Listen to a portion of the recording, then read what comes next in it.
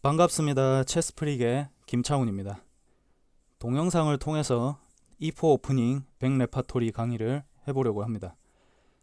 시작하기에 앞서서 저와 강의에 대한 소개를 잠깐 하겠습니다. 우선 저는 체스 플레이어이자 트레이너로 한국에서 지내고 있고, 마스터 타이틀인 CM을 가지고 있으며 2014년도 노르웨이 체스 올림피아드의 한국 대표를 맡은 바 있습니다. 지금은 서울에 살고 있긴 한데 오랫동안 대구에서 살았다 보니까 강의 말투에 있어서 약간의 사투리가 묻어나올 수 있습니다. 또한 동영상 강의는 많이 해본 적이 없어서 지금 매우 어색하고 잘하고 있는지도 잘 모르겠습니다. 그래도 나름 열심히 할 테니 앞으로 잘 많은 응원 부탁드리겠습니다. 자, 우선은 이 오프닝 강의는 잠깐만요. 자, 오케이. 자, 이 오프닝 강의는 초보자용이 아닙니다. 중급자 이상, 어느 정도 실력이 있는 중급자 이상을 대상으로 합니다. 강의 대상이라고 써야 되겠네요. 애초에 오프닝 레파토리 준비라는 게 초보자가 하는 게 아닙니다. 오프닝 레파토리라는 게 오프닝 2점을 가지기 위해서 미리 준비하고 갈고 닦는 것을 말하는데, 오프닝 공부의 심화 과정이죠.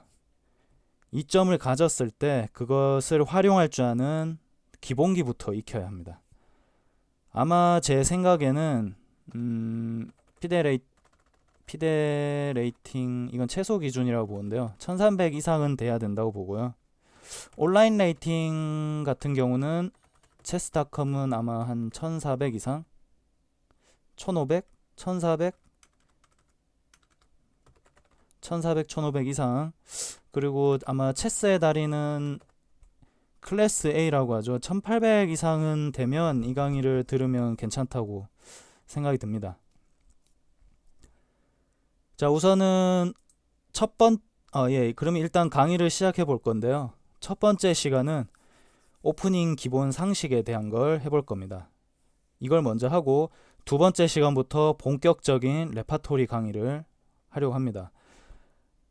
여러 가지 기본 정보들을 정리를 할 건데요. 인터넷에 정보들이 흩어져 있다 보니 헷갈려 하시는 분들이 많고, 정확한 정보인지 잘못된 건지 잘 모르시기 때문에 정리가 필요하다고 생각을 했습니다.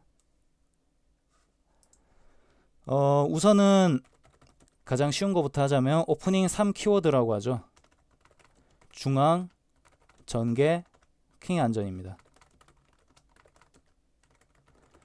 매우 중요한 3 키워드인데요. 오프닝에서는 이 세 개를 가장 중요하게 여기고 계속 수를 둬야 됩니다.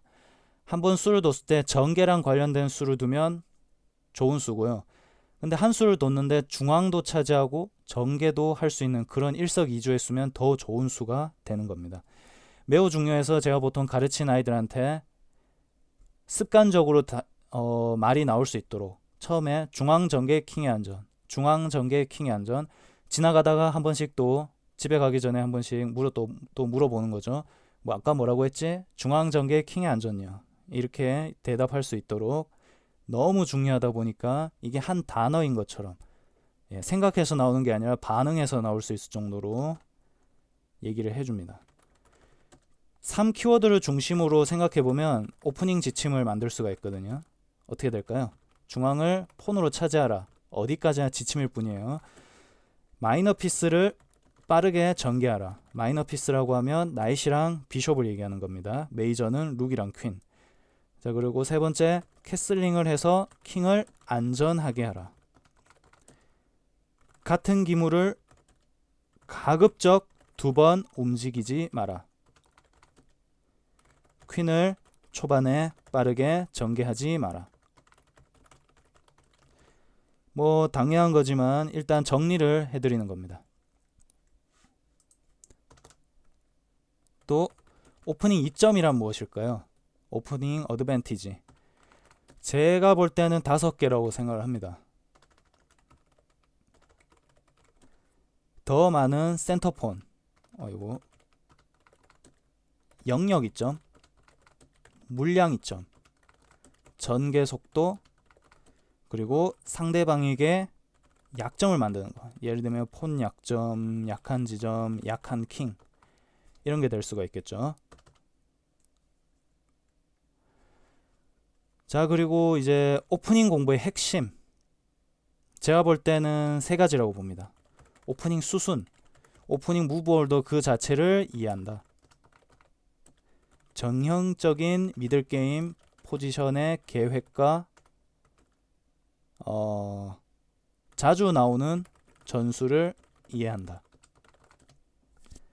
해당 오프닝으로 진행된 마스터들의 게임을 공부한다. 네, 이게 세 가지라고 봅니다. 근데 오프닝 공부를 잘못하는 사람들은, 또는 많이 해보지 않은 사람들은 단순히 1번에 그치게 돼요. 그냥 뭐 오프닝 이건 이렇게 두고 이렇게 두고 이렇게 두더라. 그리고 이건 이런 그냥 이렇게 해서 이렇게 하는 것 같다. 이게 그거구나. 이렇게 그냥 오프닝 수순 자체만 공부를 하는 거죠. 그럼 오프닝 공부에 반도 안 하는 겁니다. 제대로 안 하는 거죠. 실제로는 오프닝 무브홀더 그 자체를 이해하는 것도 중요한데, 그 이후에 전형적인 미들게임 포지션이 나와요. 타비아라고 하죠. 이걸 타비아라고 합니다. 타비아, 영어로 TABAYA. 타비아에서의 계획, 자주 나오는 전술들이 있거든요. 이걸 일단 이해를 해야 됩니다. 계획 같은 경우도 자신의 계획도 알아야 되지만 상대방의 계획도 알아야 되거든요. 예. 그리고 어이쿠, 광고를 끄고 싶은데. 네. 그리고 해당 오프닝으로 진행된 마스터들의 경기들을 또 자주 봐야 됩니다. 어떻게 운영을 하고 변화를 하고 상대방이 어떻게 흔드는지, 또 어떻게 흔드는지, 그런 것들을 기본적으로 자신의 시각 눈으로 봐줘야 되거든요. 예, 그런 게 있다고 봅니다. 자, 그리고 오프닝 레파토리란 무엇인가? 뭐 간단하게, 뭐 정의가 여러 개 될 수는 있는데 간단하게 정리를 하면, 오프닝에서 어떻게 할지를 미리 준비하고 갈고 닦는 것이라고 저는 생각을 합니다.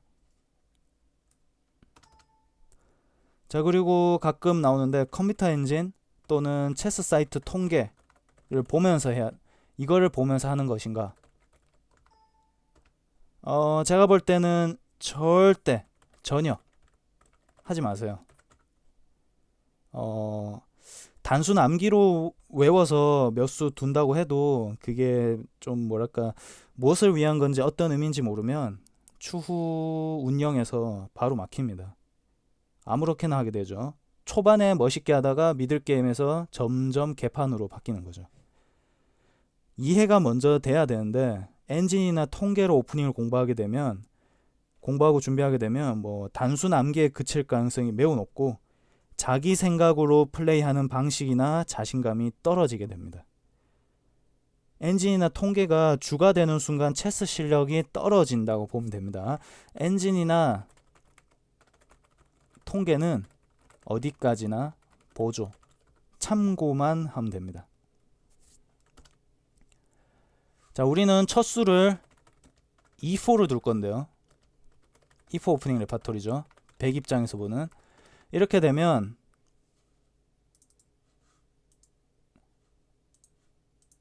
자, 7가지로 상대방의 응수를 7가지로 보통 나누게 되는데요. 첫 번째는 E5 오픈 게임이라고 합니다. 두 번째는 잠깐만요. 예. 두 번째는 시실리안 디펜스. 뭐죠? C5입니다. C5. 여기서 디펜스라고 얘기하는 거는 수비를 뜻하는 게 아니에요. 예, 이걸 오해하시는 분이 있는데, 오프닝에서 디펜스라고 얘기하는 건 흑이 오프닝의 성격을 바꾸게 되는 라인들을 디펜스라고 합니다. 예. 공격적인지 수비적인지를 떠나서 그거랑은 상관이 없어요. 실제로 시실리아는 매우 역공적이고 다이나믹한 디펜스죠. 자, 그 다음에 세 번째는 프렌치 디펜스, E6를 얘기합니다. 이거는 글씨를 좀 줄여야겠네요. 네 번째는 카로칸 디펜스. 어떻게 되죠? 카로칸 C6.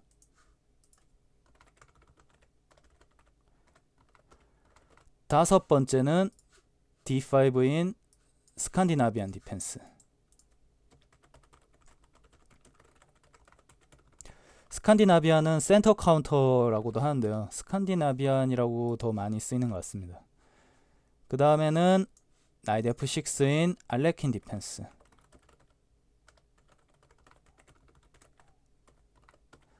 마지막 일곱 번째는 피어츠 디펜스.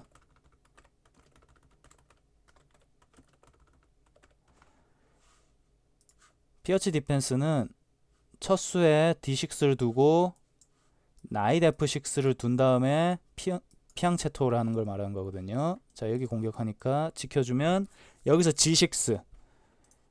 자, 이렇게 두는 걸 피어츠 디펜스라고 합니다. 이렇게 준비를 하는데 아마 제 생각에는 이 강의는 아마 15부작 정도 될 것 같네요. 오픈 게임이 4개 정도, 4부작, 시실리안 디펜스가 한 6개, 그리고 11번째 12개, 아마도 마지막 이걸 다 합쳐서 13개, 14개 정도? 예. 그 정도 될 것 같네요. 한 13에서 15부작 정도, 짧게 하면 13부작, 길게 하면 15부작 정도로 나뉘어질 것 같습니다. 이렇게 해서 첫 번째 강의 시간은 오프닝 레파토리에 대한 준비라고 볼 수 있죠. 기본적인 상식에 대한 정리를 들어갔고요. 다음 두 번째 시간부터는 본격적인 레파토리 강의를 해볼 건데요. 아마 오픈 게임부터 하게 되겠죠. 일단 첫 번째 강의는 여기서 마치도록 하겠습니다.